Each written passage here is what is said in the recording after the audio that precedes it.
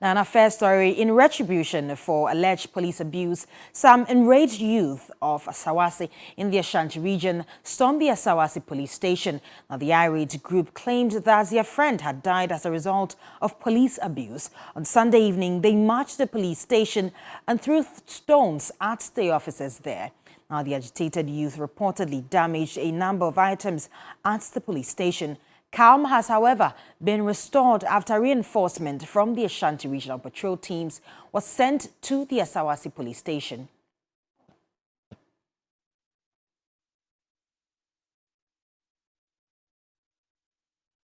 On to some more stories now. National service personnel can now heave a sigh of relief as the scheme has received clearance to increase the monthly allowance from 559 cedis to 715 cedis. The upward adjustment is expected to cushion the personnel who have over the years lamented what they described as an inadequate amount paid them. A report by Christian Yali. A mandatory service to the nation, but has been fraught with agitations, distress and concerns over the past years. From posting issues to delays in payment of allowances, national service personnel have periodically been disquieted about the hardships they face amid the upsurge in prices of goods and services. That's not all. Having to survive with 559 cedis despite the regular increase in transport fares and high standard of living made it difficult for personnel to barely keep their heads above water. For many activists and stakeholders, the calls for an upward adjustment in the allowance have been long overdue. It's just a very minute amount when you are considering or when you are gauging with the economy, the current economic hardships. Tickets that you leave at Spinkters and then you go to work at Tusu. Just calculate your transportation during the month. I know colleagues of mine that always call me just for even 10 cedis to just survive for the day. So once we are ready to serve, they should also make sure that they also do what is due diligence to us. From 559 cedis to 715 cedis, the 27% adjustment could not have come at a better time amid spiraling inflation and a cost of living crisis. NSS persons in active service are entitled to arrears for the difference in the upward adjustment from January 2023. The last upward adjustment in the NSS allowance was in January 2017 when the government approved an increase from 350 cedis to 559 cedis. Christian Yali, TV3 News. Meanwhile, the acting director of corporate affairs at the National Service Scheme, Ambrose Ntiwa Jr., has been providing further details about increment and payment structure. The National Service Personnel Association, NASPA, over the years had made some requests, appeals to government through the National Service Scheme and the board to have some upward adjustments. So when the current executive director took over office, he took it upon himself to ensure that this becomes a reality. So he's been working tirelessly, having a series of meetings with Fair Wages and Salaries Commission and Ministry of Finance, Ministry of Education, which has oversight responsibility of a national service scheme. And thankfully, finally, we got this approval. Of course, government will have to look at the possibility of taking on the huge sums of money to be paid. This year, we're looking at about 170,000 to 180,000 people to be posted in September. That is huge cost to the state.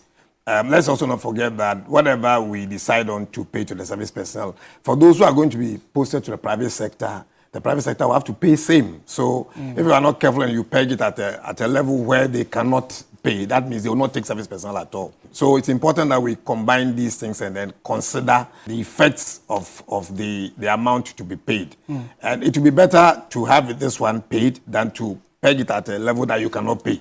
Hopefully, for those who are doing national service now, they will finish their service in October. And the new crop of national service personnel will start from October. So we would also start with them with a new rate of 715.57. We had stated that we're asking them, we're urging them to exercise patience. Now that it's been announced, it's not that we're going to work out. There are a lot of administrative processes that we have to go through. But I can assure you that this will not take too long. Let's do some stories on education now. And due to poor facilities and inadequate furniture, children in the Sisala East and West districts of the Upper West region struggle to receive quality education, while up to 4 upper primary students cram onto one desk meant for 2. The bulk of kindergarten and lower primary students study sprawled out on the bare floor. In the Sisala East Municipal and the Sisala West districts, a key barrier to efficient teaching and learning has been recognized as a shortage of furniture and infrastructure. For instance, the Kusali DA Basic School has 540 students but inadequate furniture. The school's head teacher bemoaned the effect on comprehensive education and enrollment. With the introduction of this standard-based curriculum, our students have textbooks, the other material that are needed to put the children into effective teaching and learning. Plan International Ghana purchased 1,420 dual desks for 18 schools throughout the 2 districts as part of its phase-out program to solve the issue. So your community is representing all the 18 other communities when it comes to the furniture. You have 80 pieces of the dual decks to support your education. Municipal Chief Executive for Sisala East, Fuseni Yakubu Baton, advised parents to strengthen their support for girls' education. The maintenance culture, let's cultivate it. Then my parents, PTA, SMCs, let's try and make sure that these tables are in the school, not in our homes. They are supposed to be meant for the children to come and sit and learn. Also support your children, especially the girl child. Try as much as possible to provide their needs for them to be able to stay in school and contribute their quota to Mother Ghana. In all, 55 communities benefited from the phase-out measures in the Sisala enclave. Away from education, on Saturday, July 22, the Minister for Sanitation and Water Resources, Cecilia Benadapa, announced her resignation as a Minister of State. Her resignation followed a legal proceeding in which 2 of her housekeepers are accused of stealing $1 million, 300,000 euros, and undisclosed millions of cedis from her Ablekuma home. Later, President Akufo-Addo accepted her resignation and sent her his best wishes. Her resignation and the president's response have drawn differing responses, however. Now, some anti-corruption activists have praised her for choosing to step aside, given the seriousness of the matter at hand.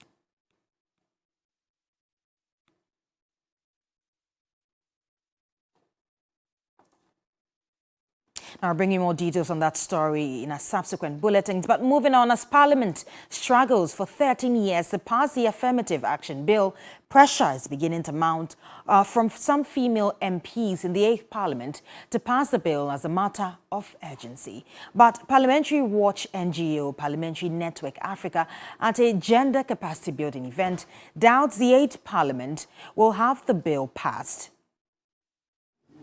Looking forward to this bill being passed, I wish I could pick it alone to have it passed. You see, nobody is asking men to move over so we women can sit. That's not what we're asking. We're just saying that everybody born of a woman knows that they cherish their mothers. Why is it when it comes to having us around the decision table, then you think we are not qualified enough? Then you think you can't support us enough? An empowered woman indeed empowers her children. Anytime we met as members of the Gender Committee, we asked about this bill and we are told it's in cabinet. Another time, it's moved from cabinet to the Ages Department. Another time from Ages Department, it's gone back to cabinet. And there's a need for us to meet with the Minister for Gender, Children and Social Protection and to ask her about where they have gotten to with the bill. But I don't see this 8th Parliament passing the bill. Yes, in the sense that we also have to push very hard. And no, in the sense that, looking at this Parliament, we have 40 women and 235 men. And so some of the things when you are pushing is a bit difficult. You hardly see women on that level of decision making, even within Parliament. One day I was actually speaking about the fact that when contributions are being made on the floor, there should be an intentional and deliberate effort to make sure that after a man speaks, a woman should speak. After budget reading, after State of the Nation, when a man speaks, a woman should speak. Then we'll begin to see the impact, and we'll begin to see that women will shine more than we are seeing now. We'll begin to appreciate the perspective of women, because after all, when we talk about the adult population, you're talking about women being a higher population. Now, residents of North Ahinkofikrom in the 2nd Takrade metropolis of the Western region say they are living in fear following the invasion of reptiles, particularly pythons, in the area. The pythons said to be hiding in abandoned quarry pits enter households to feed on their livestock. Western Regional Correspondent Pa Kojo Peters has more. There are 2 abandoned quarry pits in the area full of stagnant water. According to the residents, these abandoned pits now serve as a breeding place and safe haven for the pythons. They often invade households at night to feed on the livestock. The Wilson family is a victim. Their once full cage is now empty. All the animals have been eaten by the pythons. We live in fearful moment. You have kids around, you have relatives, you have got wives, you've got a whole lot of friends around. We are pleading. We are calling on the chiefs. We are calling on the assembly. We are calling on the government. All stakeholders involved. They are not alone. It is very dangerous to human life, because when you look at the setup, as you can see for yourself, yeah, it is very bushy, and the pit is also very deep.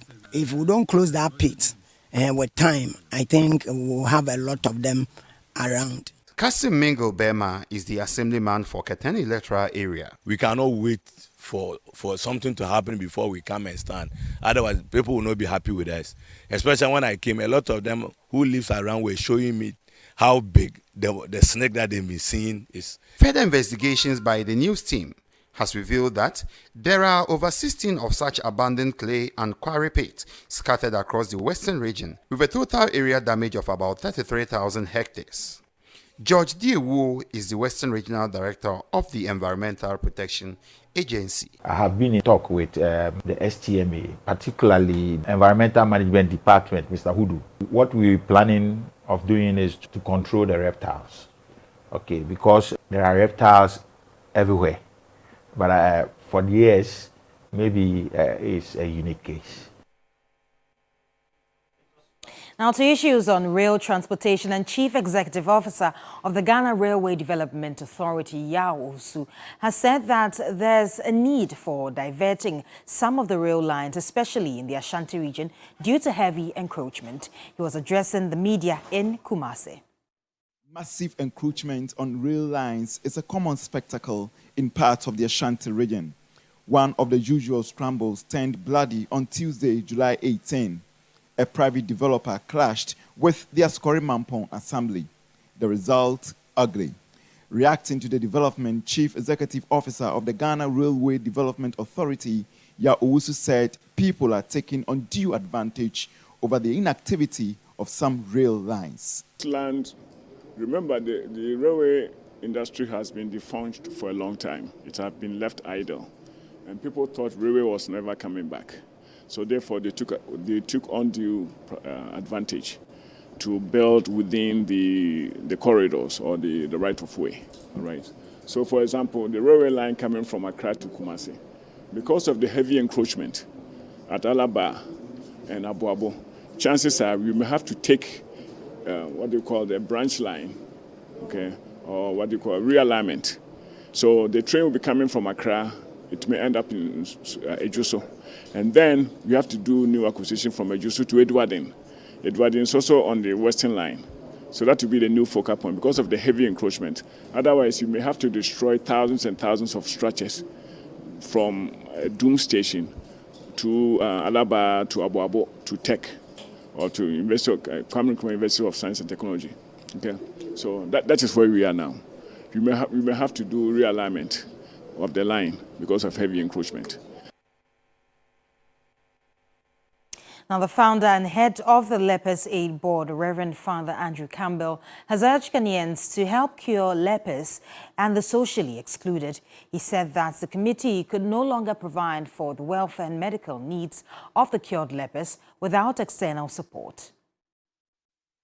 Ghana has 6 leprosaria spread across 6 regions with a current inmate population of 1,195. The Weja Leprosarium in the Greater Accra region is regarded as the headquarters and has 25 residents, including a 3-year-old baby. The government social intervention package for 30 cedis per month or 1 cedi a day per inmate has compelled these cured lepers to continue to beg for alms towards their daily welfare and healthcare needs. Not even the establishment of the Lepers AIDS Committee by Reverend Andrew Campbell over 3 decades ago is able to reduce the plight of cured lepers in Ghana. This is because not much public support has been given to the goal of the committee. The cured lepers are always and only rarely remembered on occasions by a few groups and individuals.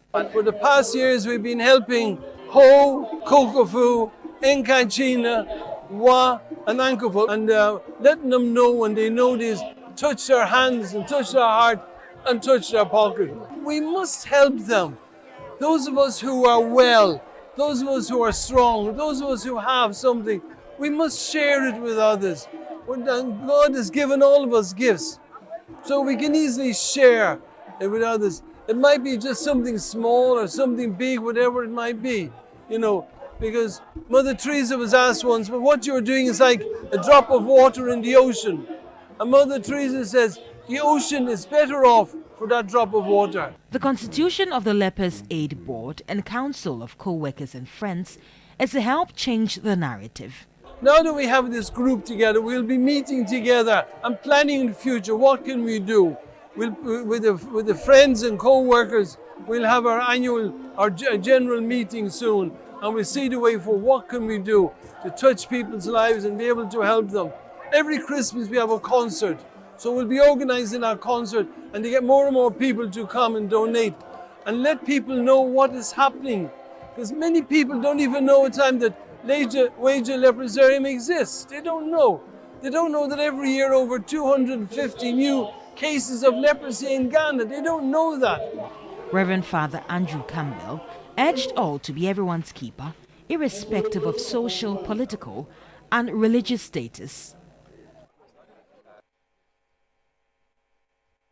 Now, on the international front, some 40 countries have expressed interest in joining the BRICS group of fast-developing economies made up of Brazil, Russia, India, China, and South Africa. This comes as the bloc gears up for a summit in South Africa in August. Now, the BRICS has positioned itself as an alternative to the Western-dominated global order. Current BRICS chair, South Africa, is hosting the 3-day meeting in Johannesburg next month and says BRICS expansion will be high on the agenda.